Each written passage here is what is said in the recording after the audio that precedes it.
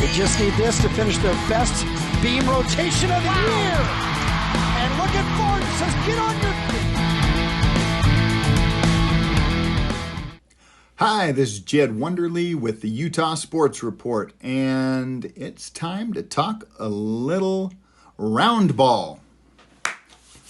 The Utes are 3-0 under Craig Smith, and they've actually been pretty entertaining to watch. It could be because they've played very well against a couple of teams that are not very good. The first team, they played, like I said, they're 3-0, so I say a couple of teams that are not very good. The first team they played was Abilene Christian, who beat Texas in the first round of the NCAA last year, and they've got back every player that was in that tournament. So you can't even say, well, they lost all those players that got there, because that's not true.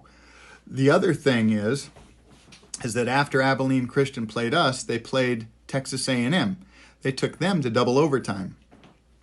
They lost on a last-second shot, but double overtime against Texas A&M, it's a decent SEC team.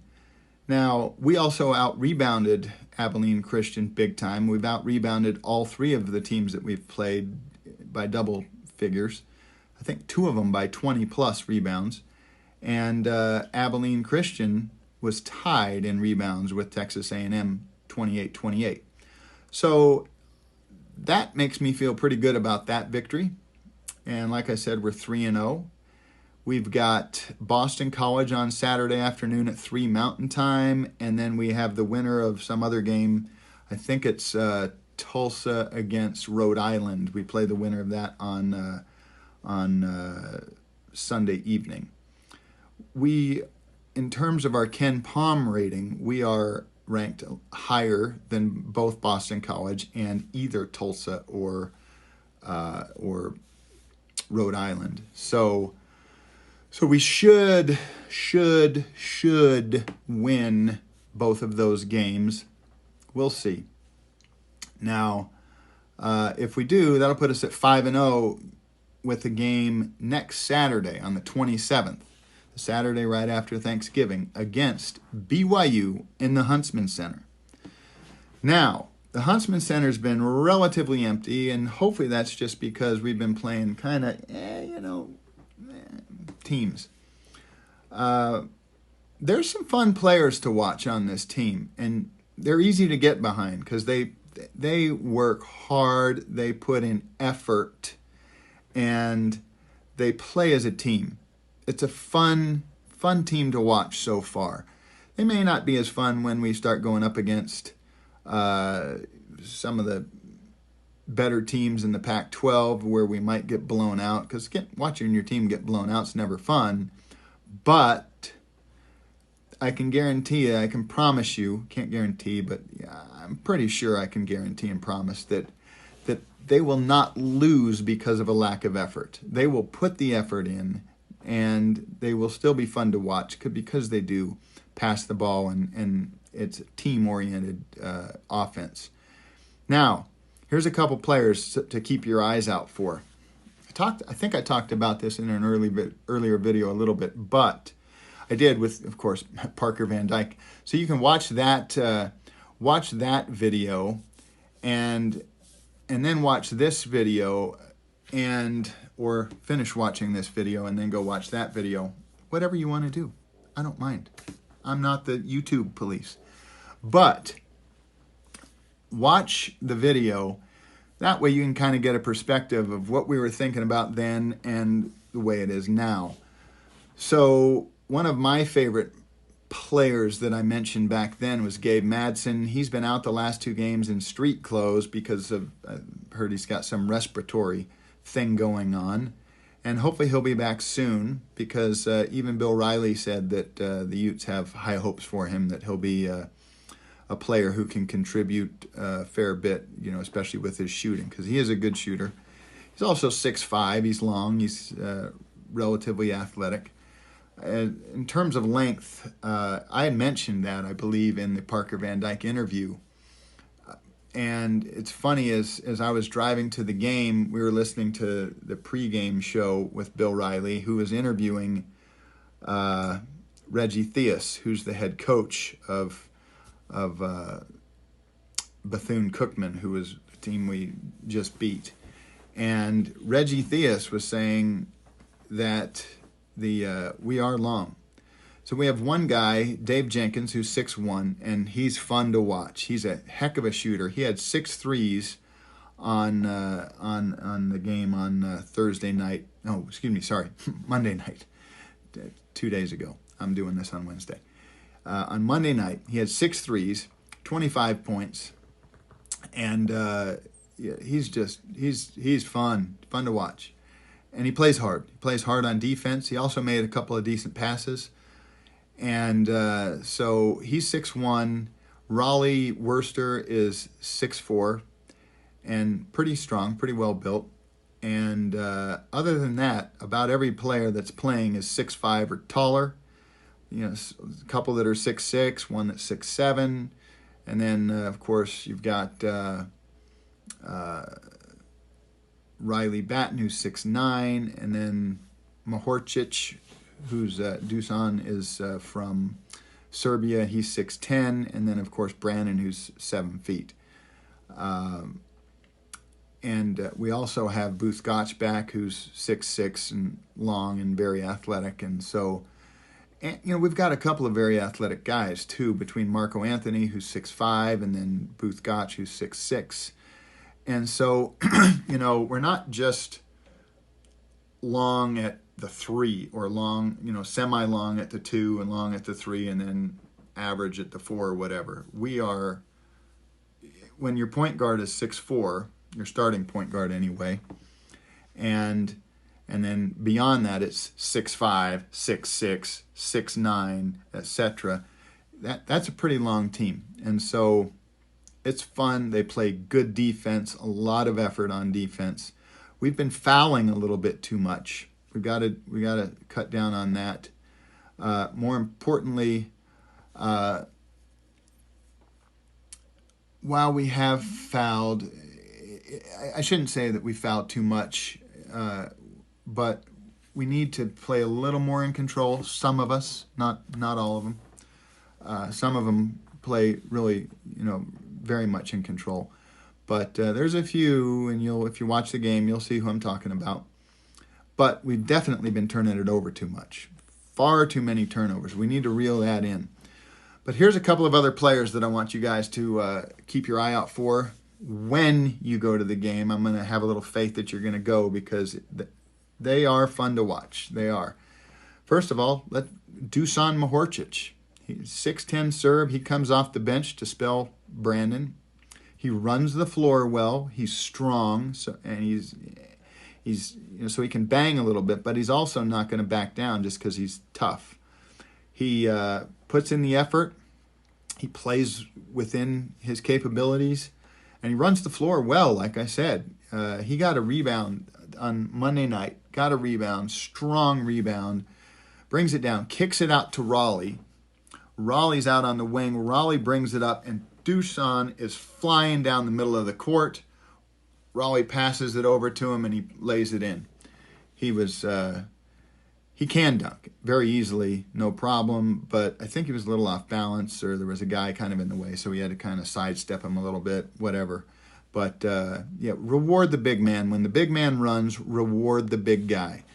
And he was rewarded and got that. But good rebounder, strong rebounder, good post defender because he's strong. And so he's easy to like. He'll give you a smile after a good play, and of course, high five all of his teammates and whatnot. So he's fun to watch him. It's hard not to like David Jenkins, as I said. Brandon Carlson's also easy to cheer for.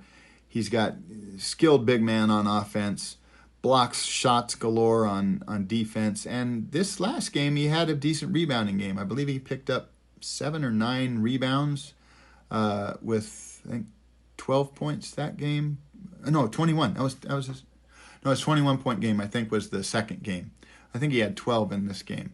But he can score for sure, and he definitely usually gets a few dunks in and that kind of thing. So you gotta love Brandon, And, he plays hard and looks like he's having fun when he's playing. One of my favorites is a guy, and I just felt like he was going to be a good player when we signed him, and that's Boston Holt from Coffeyville Community College, who they won the national championship last year, and he was part of that team. And he was listed at 6'7" when they signed him, and like 205 or something like that. He's listed now on our roster at 6'6" and 199. Probably looks about that way. I'd like to see him put on a little bit more weight, but he's not super skinny. He looks like he's decently well built. But he's got some skills that I didn't know he had. Namely, there was twice where he was in the left corner on offense, and he got the ball, and he drove baseline.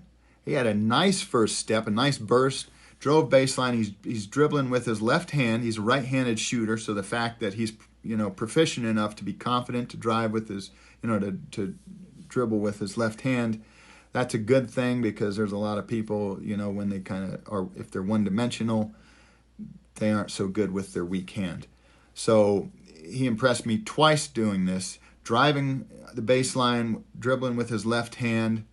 The first time it looked like he wanted to, like he was maybe going to go up for a dunk. A guy came down, and so he kind of then went around him, saw Dusan out like at the hash marks in the key, and did kind of a wraparound pass, and Dusan scored it.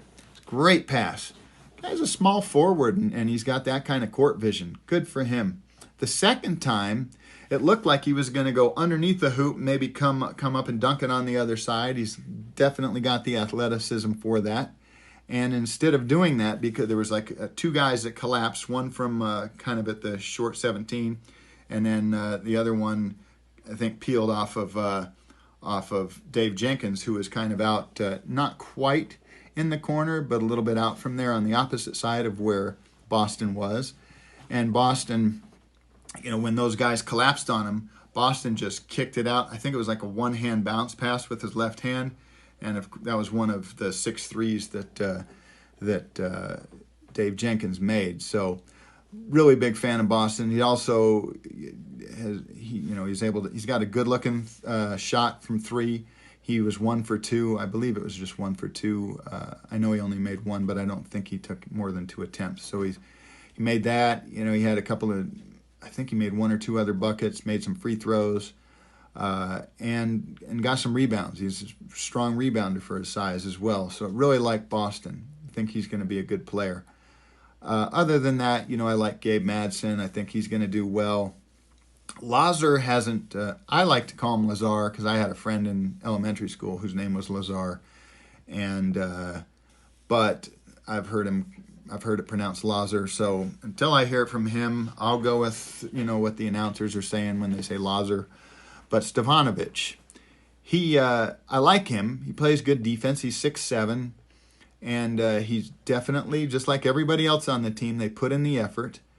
And I think that he's going to show himself to be a decent scorer and have a decent shot. But I don't think he's made a 3-pointer yet. Maybe 1. I think he has made 1. But at any rate, I like him too. I think he just seems like he's enjoying himself out there. All the team seems to be very supportive of each other, and to exhibit good teamwork out there on the floor. And so I really like that. It's fun having Gotch back. It was kind of a love-hate relationship I had with him when he was here, because on the one hand, he would play awesome, sometimes, like the first half of the Kentucky game. He was unstoppable. But then he totally non-existent in the second half. Or sometimes, he would do more than try to do more than what his abilities were, and he would go in, he would try to dribble through people, and then he'd dribble it off his foot, and it'd be a turnover or whatever. But a lot of times he just was played a little out of control, and it would result in a turnover. He had one of those plays, and then one kind of lack of effort play the next time down on defense. and so that was a little. I think it was on maybe it was his lack of effort showed up on offense the next time down. I can't remember, but other than that, he seems to have improved a little bit and is playing more in control and more within his capabilities, and he does seem to have improved his abilities as well. His ball handling seems a little tighter. He's made some very good passes, and he's made some nice threes, as well as driven to the basket and finishing there. So I am happy that Gosh is back because he definitely adds length and he adds some good athleticism, who doesn't want a little more length and athleticism? So I'm excited for this team. After 3 games, when I did the interview with Parker, we both thought that they were going to finish higher than they were picked, which was 10th. We thought maybe a 6 or 7 place finish somewhere in there, and I haven't seen anything to lead me to believe that they won't finish somewhere around there, and possibly higher. As a fan, I'm always going to hope for higher. Unless it's number 1, you can't finish higher than that. But yeah, they look really good. UCLA looked good against their who did they play the other day? Villanova. What if you didn't watch that game? You missed a great college basketball game. It was fantastic. UCLA looked really good, and they represented our conference well, and They won that game. It was yes, I almost said we won it. I coached Tiger Campbell, who's the point guard on that team. I coached him a little bit when he was even smaller than he is now.